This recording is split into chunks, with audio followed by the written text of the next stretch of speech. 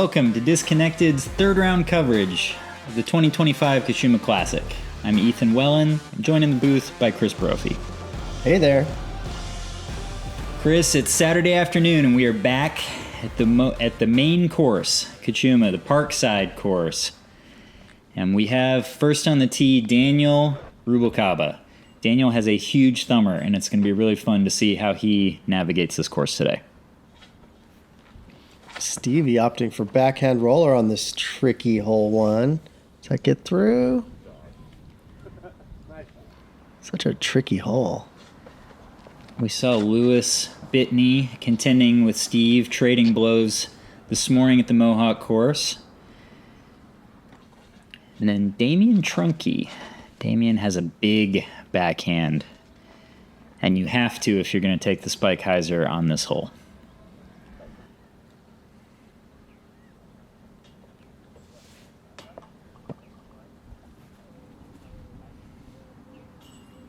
Yeah. Lewis up to his spinny ways early.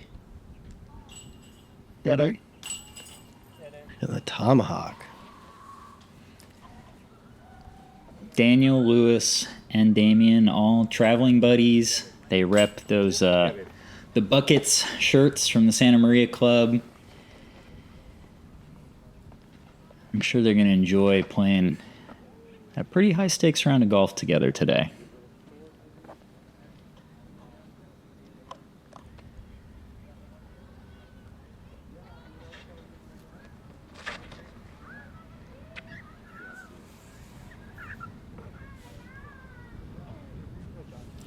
Stevie, who can play in the Pro 40 division, not opting for the tomahawk on that hole. Probably shaking his head at these kids. Danny is a legacy-sponsored player, and so not only does Steve have to watch him throw over the top on these insane lines that he can't access, but he has to watch him do it using frisbees that he made. Guess that part's cool. That was not as cool.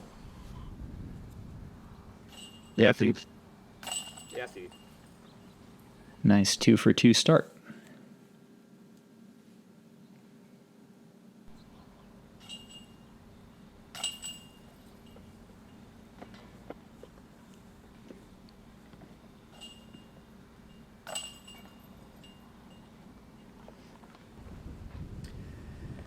So we turn to hole 3. Remember, this is the kind of the hardest hole on this current layout. Ooh, he threw something flippy. He put a ton of hyzer on it, and that thing turned right instantly. Interesting. Oh. A little tight.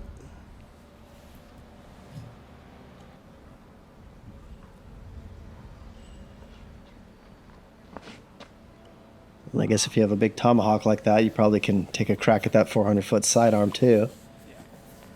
Let's see what Lewis has.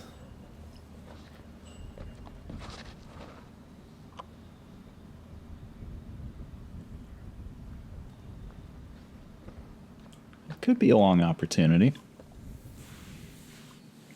Tough to get that late turn. And I think even harder because there tends to be this little baby tail right to left on this hole, kind of just the absolute worst wind scenario for trying to get that long flight with the right finish for the right-handed players. As soon as that shot starts turning right, it's just getting pushed down. It's tough. Yeah, and you can't go high. There's an early kind of ceiling off that tee pad. Hence about a bunch of long up shots. Third. Jump putts.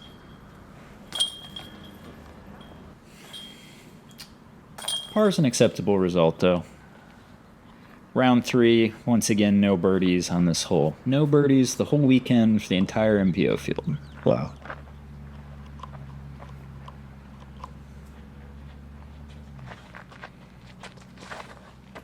Hole 4, we're navigating through a double mandatory defined by the 2 utility poles. And then off to the right. So you want to keep the disc holding its anizer.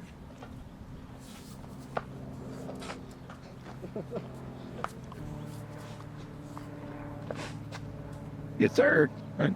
Yes, sir.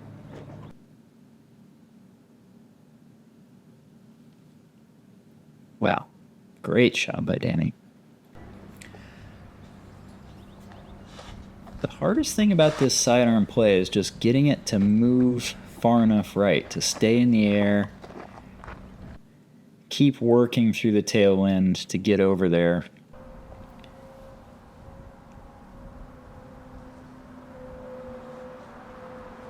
Well, man. Woo! Woo!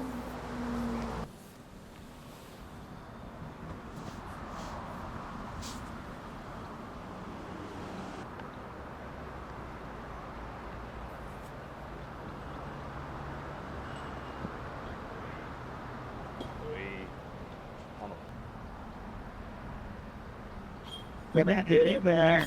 Get in there. Nice bird. Yeah, that's going to tie Danny for the lead with Steve. We played in the way back. Worked good. That, please. 2 under through 4, pretty solid start. Not remarkable, but Where? definitely a good pace. Hole 5, 301 feet, way uphill. So Daniel's going to attack with the thumber. Think it's okay? Think it's okay? I'm sure everybody else is going to be going up this right side with the hyzer. Oh. Oh. Okay. Yeah, he's biting off a lot of elevation with a thumber like that. What a weapon out there. That tree in the middle of the fairway is 150 or 200 feet off the tee pad, and it's 100 feet tall. So you can triangulate Yeah. just how much arm speed you're talking about to go 50 feet over the top of that thing.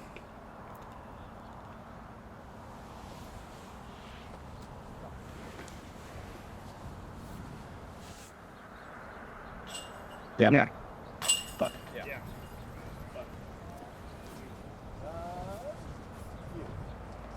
Never great. Wow, tap in. Tap in for Lewis. So the whole card takes a stroke on Steve. That means Danny is our new leader.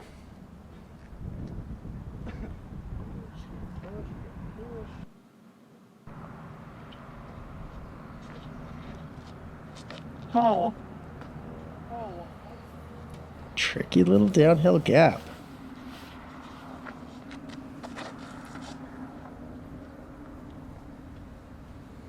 Lewis takes it out of play.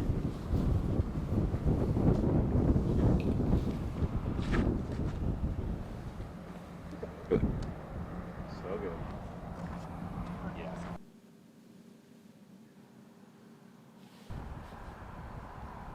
Very technical upshots on this hole if you don't hit that initial gap for exactly that reason. They want to just skip through long.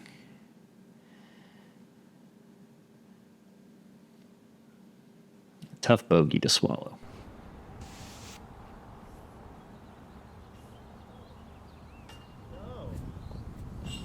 Yeah.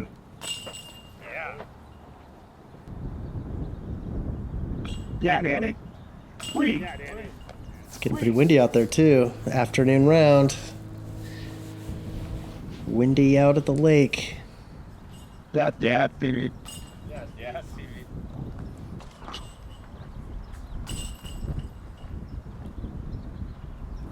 Yeah, it always seems to rip at this course in the afternoons.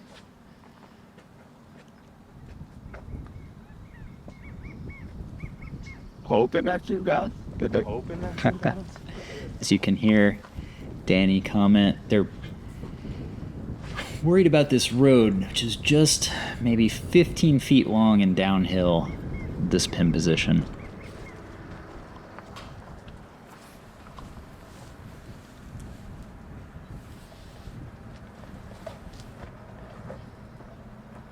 That must be a very overstable slow disc for Lewis.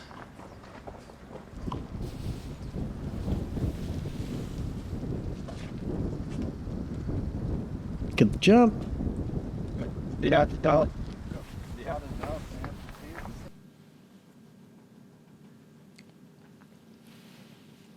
Use the ground to slow him down. Give himself a putt.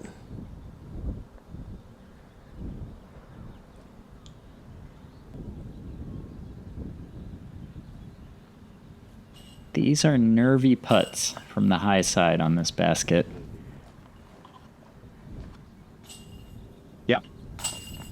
Definitely prefer to have Lewis's angle parallel to the road or even looking up away from it like Danny is. That's a nice place to be on this hole. He's 5 under through 7.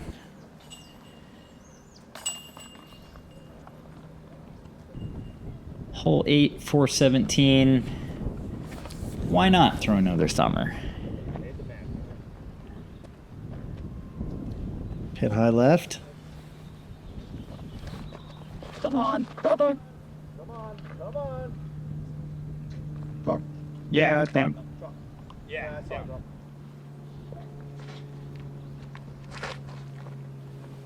Got these other guys ripping turnover driver. Chasing somebody that's just throwing thumbers at it. It's gonna chase Stevie back to the 40s. That's no fun. Oh, Just kidding, Steve.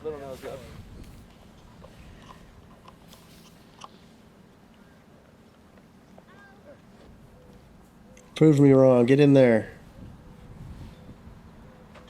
Ooh, we tried. Good run.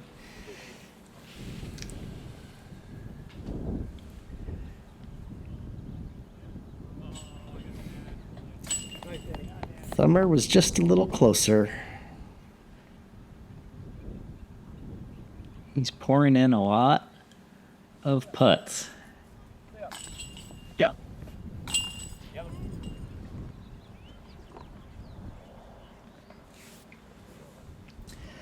These guys will take a short walk to the 9th, one of the simpler holes on the Cachuma main course. 250 feet up and over the trees.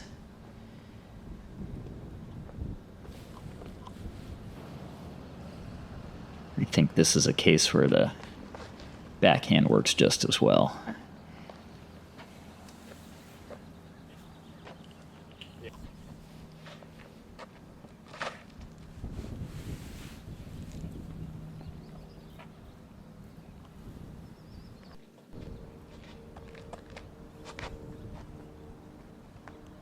Little left to right wind on this tee, Chris, so you can kind of expect that your hyzer is going to get pushed down.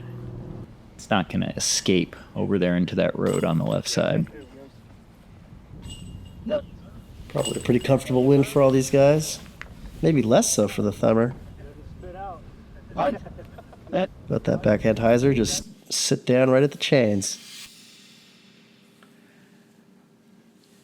So some hot rounds out there in the course, round 3. Conditions are favorable. Danny's going to try and carry this momentum into the back 9. A roll. A little roll.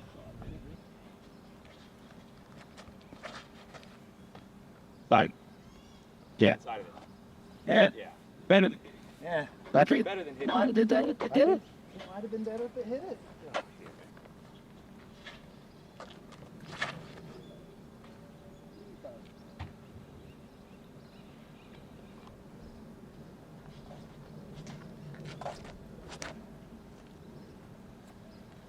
Oh, I think. Stubbornly straight flight out of that zone for Damien. Sit down.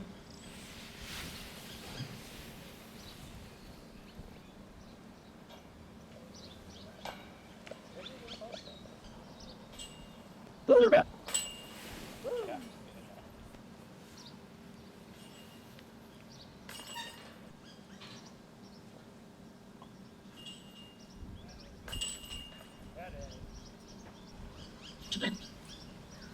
Another little gimme thumber birdie. Oh, what do you do here?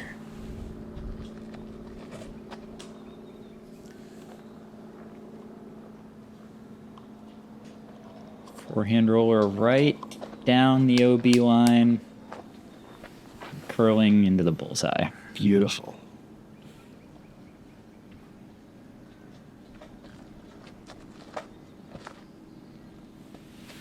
Yeah.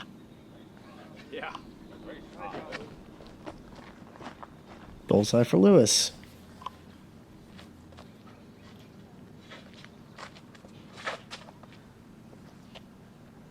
Yeah, really good. Steve did not get baited into the forehand roller there. And that's one of his weapons.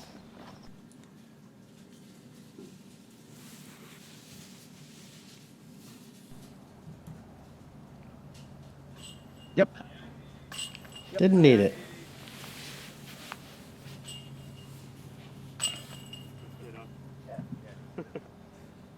I couldn't really understand what the heck he's doing. Well, what? This section usually can get pretty windy in the afternoon. These downhill holes, the wind pushing. Oh, goodness. Going for it. Yeah, it gets very swirly. The wind blows up off of that lake, but then you've got the tall, I suppose they're live oaks. I'm not a tree expert. But it blocks the wind down in this bowl that the discs are flying down into, so you get kind of strange reactions.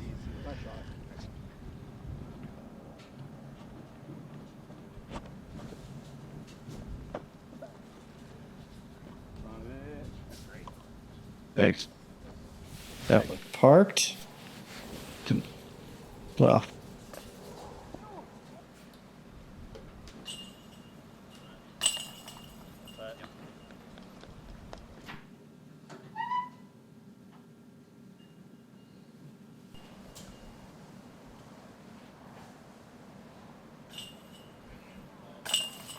on a roll.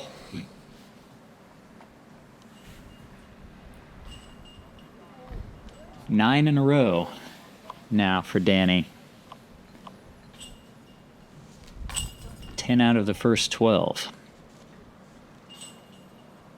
That is certainly a tough pace to match if you're Stephen Lewis.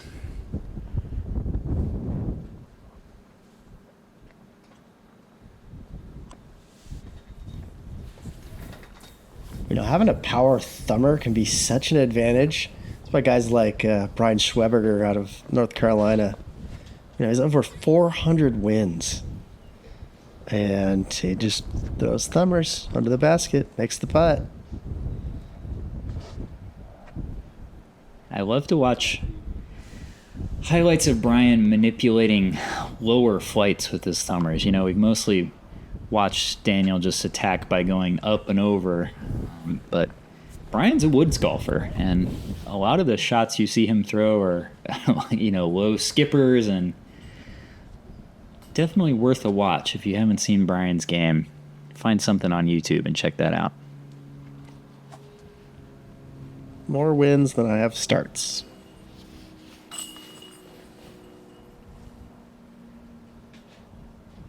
Oh no, Daniel. Hate to see that streak end on the 13th of all holes.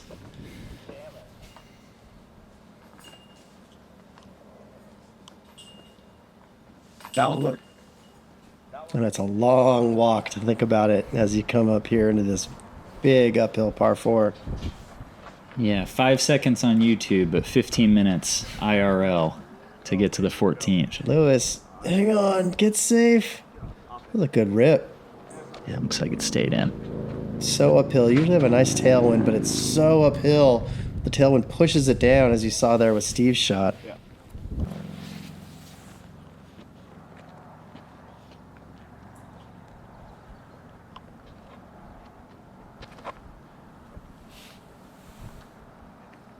Oh boy. Oh my gosh. You might have to Alright. finish the round without me, Chris. I need to go Yeah. practice. I remember seeing Cupcake throw this hole all the way up there, and it was so impressive. So much, big backhand power. To just see it thumber casually thrown up there. Oof.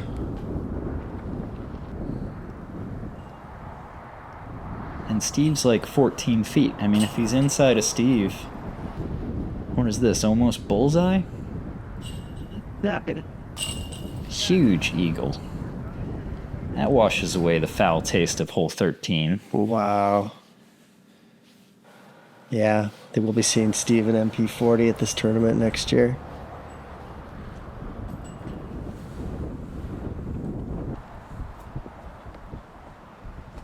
Uh, 297 feet downhill in the 15th. Take your pick of over the top shots or straight up the gap. Oh. Yeah. Oh. It's a cool shot because it's downhill, but it's into a fairly steep slope. That's a pretty cool catcher's mitt. You can just run one right at it.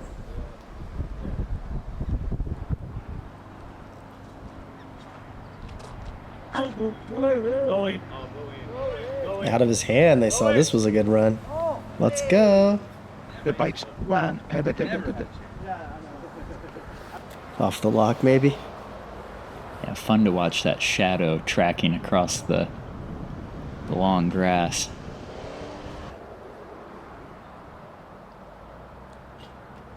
Worth mentioning, all four of these men are headed to the Champions Cup up in Swenson. 1,000 rated players able to get into that field. So everybody's looking for the win here, I'm sure, but also looking to capture some good momentum, some good vibes to go play against the best in the world in a week and a half.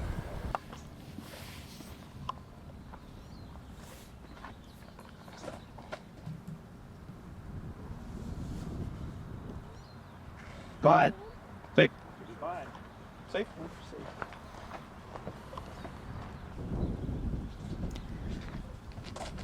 And as Danny is 13 through 16, I think it's probably worth saying, Chris, that maybe too many different layouts out here to really say what the course record is. The hottest round I could find was Paul Ulibarri. He shot a 40 in the 2018 iteration of the Cachuma Classic, but that layout was over 500 feet shorter than what we're contending with here today. So I think if Danny can get a few more birdies, come on, Danny. That one goes begging, but still 2 holes to go. So if you can get to a score of minus 15, you would have to kind of think of that as a de facto course record on this Cachuma main layout.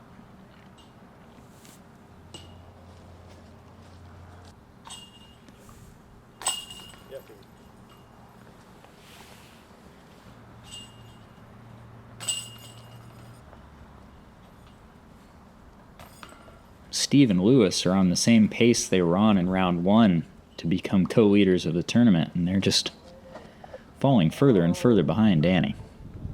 that's no good. Curious to see how he attacks this.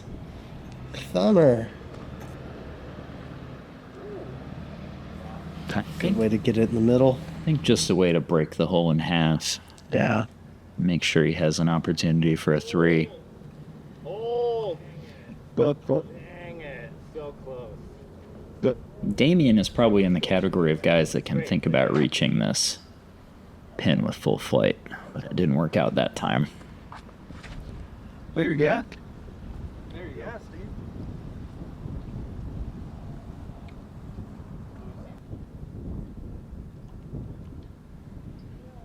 And these are probably all in the realm of 240, maybe 200 feet for Steve. Little cross tailwind. But he puts it on hyzer angle and he knows that thing is just gonna sit. Probably leave himself a little bit of a tailwind putt. Non-Steve. Saving for the side of the basket he wants to be on. With an upshot like that. Yellow. Yep. Yellow.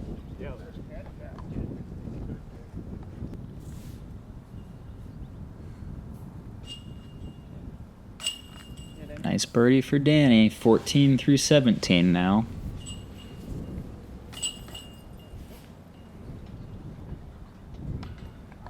Big black. Yeah. Yeah. Yeah. Yeah, boys.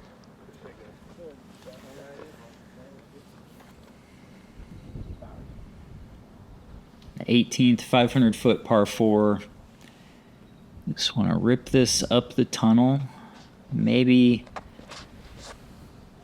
let it move to the left if you have enough power. But if not, just a straight finish. Set up an easy approach into this green. Danny's going to play it a little more unconventional, which is to flex the sidearm into the kind of the alternate fairway, the B fairway over there on the left.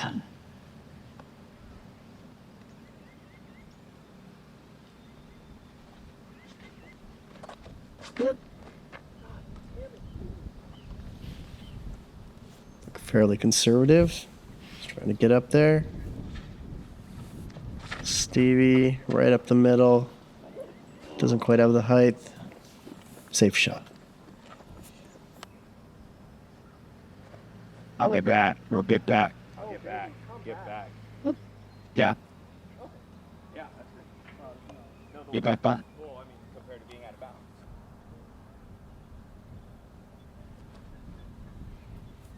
So a little OB road on the right side, so you just want to make sure you control the speed. Keep these discs on hyzer. This is kind of a scary little play. Finish on the lid. A lot of trust in that shot. That's pretty cool. Yeah. Maybe one of them. Maybe one of them was.